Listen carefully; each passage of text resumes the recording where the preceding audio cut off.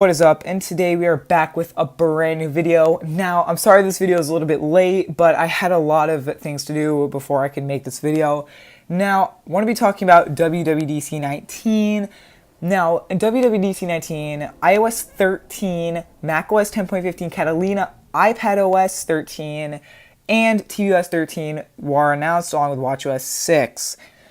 Now, WWDC19 was amazing, guys. iOS 13 was announced with dark mode, brand new photos and camera options, and a ton of privacy and security updates, like with sign in with Apple to sign into apps. You now have a swipe to type keyboard. We have brand new maps such as 3D experience that you can actually look around, unlike Google Maps, which is just images, and a ton more. We have a brand new Siri voice that just sounds a lot more human-like, and a ton of HomePod improvements, and just amazing new features. We also have audio sharing with AirPods and announced messages on AirPods, so now you can actually listen to what somebody texts you instead of picking up your phone. Ton of Memoji updates. Now, if you have a phone that didn't support Memoji, now you can make your own on an iPhone SE, 6S, 7, 8, and yes, I said it SE, guys, because the iPhone SE did get iOS 13, but we'll get to that in a minute. Now, you can also share your name and photo and messages. Now we have a brand new Reminders app, so the Reminders app is no longer stuck back in iOS 6. Now we have a ton of new features with CarPlay and great performance improvements, guys. Apps are supposed to also up to 2 times faster, and be the first time you download an app, the file size should be 50% smaller, and updates should be 60% smaller than before. Now, Face ID is supposed to unlock up to 30 times faster, and it's just amazing. Now, Beta 1 is very buggy, but we'll save that for another video. So stay tuned for that. I'll be reviewing the iPhone SE on iOS 13. So anyway, we have just a ton of features, and now the compatibility list is something that really it's really good. So, of course, we have the brand new iPod Touch 7th generation, but as my predictions were, and they are correct, iPhone SE is getting iOS 13. Like I said, I'm running the beta on my SE, and along with the 6S Plus, 6S, 7, 8, 10, 10R, 10S, and, So, the next software I want to talk about is more or less the same as iOS 13, with some extra features, and they're not necessarily small ones, but they're not major ones.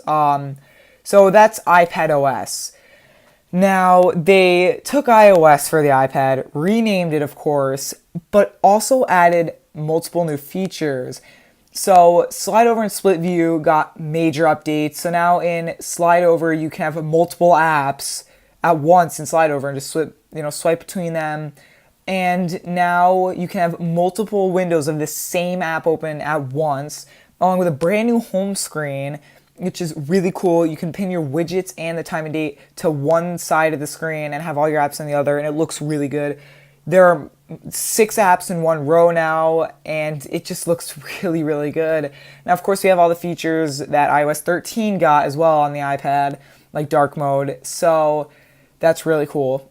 Now, iPadOS also got some improvements to the Apple Pencil. So there's a new color palette, or not color palette, but tool palette, and it's really nice, and it was teased. This was one of the images that we got from 9 to 5 Mac, and let's just say it's correct because it is a brand new tool palette, and that's what it looks like. Now, the Apple Pencil, it got a little bit of an upgrade when it comes to latency. Apparently, they're saying that from 20 milliseconds of latency, they're expecting 9 now. So that is a really, really big upgrade, and it's just really cool. I have yet to test that out, but that's going to be really nice to write with if that's true. Now, Sidecar is a new feature. So macOS Catalina, you can now use your iPad as an external monitor for that. You can now text editing. There's many new copy, paste, and undo gestures that you can use, and just they're really nice. Now, the keyboard got some brand new upgrades for physical keyboards, such as a ton of new commands, and you also have floating keyboard, which is really, really cool. Now, when you're in the standard keyboard mode on iPads, you cannot use the quick path typing, which is Apple's native Swift key. Now, the thing is, you can't use that when you're in the main keyboard, that you usually have it. You actually have to have it, and it only works in the floating keyboard when you're using floating keyboard. So that's actually really helpful, especially if you don't want to one finger type on that small floating keyboard. You could just swipe. So that's also really nice to have. And so now I want to discuss fonts. You can actually download fonts from the App Store and use them throughout apps. Files got an entire redesign and upgrade in iOS, or iPadOS, I should say, and it's amazing. And speaking of files, you can now use external drives, SD card reader, and USB drives on an iPad. And not to mention, again, related to files, iPadOS, I gotta get used to that. iPadOS now has a download manager in Safari, and it is amazing, guys. iPadOS is actually a bigger upgrade than a lot of people think it is, and you can actually have it Safari set to automatically loading the desktop website of websites that have desktop sites or desktop versions of the website. Now, it got the same new privacy and security features, and overall, it's a great app. We got a major photos upgrade, and it's a really awesome update. Now you can actually edit videos in the Photos app after you record a video. And like I said, we have major performance updates. So this is absolutely amazing. And I cannot wait to review it on my iPhone SE, iOS 13. So it's just great. Now, the list of compatible devices with iPadOS is the iPad Air 2, iPad Air 3, iPad Mini 4, Mini 5, iPad 5, iPad 6, the iPad Pro 9.7-inch, iPad Pro 11-inch, iPad Pro 12.9-inch, and the iPad Pro 10.5-inch. So that is a really nice list.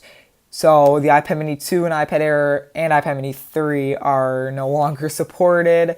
So those of you that are on those devices, sorry to say, you guys will not be getting iPadOS. So, and same thing if you guys are on an iPhone 5S or iPhone 6 or 6 Plus, you will not be receiving iOS 13. Now I want to discuss WatchOS 6. So WatchOS 6, let's just say every watch that got WatchOS 5 is getting WatchOS 6. The Apple Watch Series 1, Series 2, Series 3, and Series 4 are getting WatchOS 6. And in WatchOS 6, well, what's coming in it?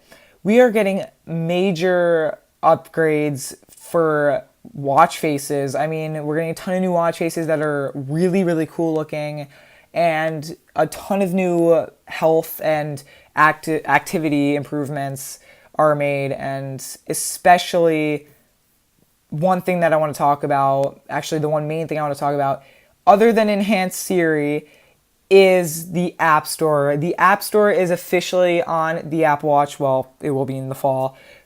But we now have the App Store on the Apple Watch, guys, and that is absolutely amazing. And I'm so excited about this, because that is something that Android Wear has actually had. They've had the Google Play Store on their watches since Android Wear 2.0. Now Apple Watch is getting the App Store, guys. So it's absolutely amazing, and I cannot wait to start testing out with that. And, I'm really actually excited for that. It's probably the main feature that I'm looking forward to. We also have the audiobooks now, and not yet on the iPad, but on the Apple Watch, which is a big disappointment, calculator. The Apple Watch is now getting a calculator, which is still yet to be seen on an iPad other than third-party apps, which is really kind of sad and just disappointing. I mean, I feel like an iPad would be more likely to have a calculator than a watch, but, it is what it is.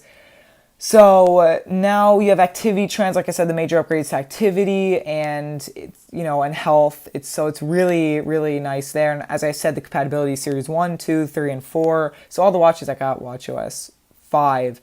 Now, the next software I want to talk about, last but not least, macOS Catalina 10.15.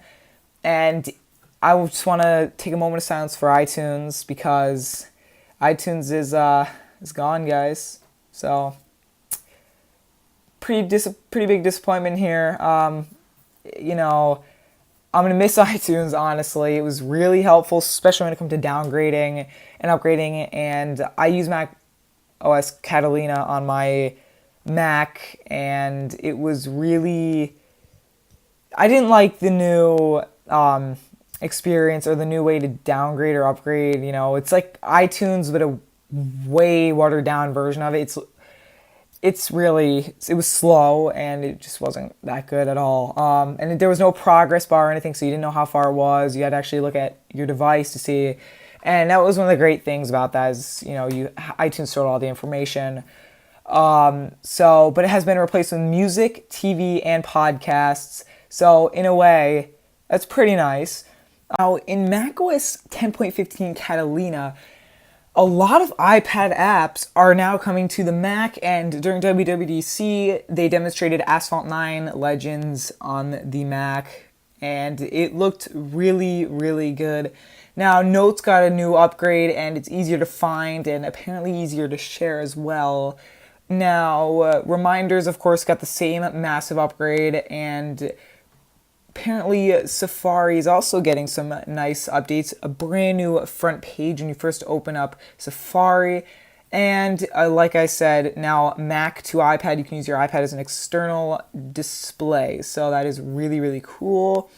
Now, it's a great software so far. And of course, as rumored, the screen time is now available on the Mac with the communication limits. So interesting there. I wonder how that's gonna work out for some people. Now, it got the same security upgrades that iOS and iPadOS got, along with new T2 security chip features, or Macs that have the T2 security chip.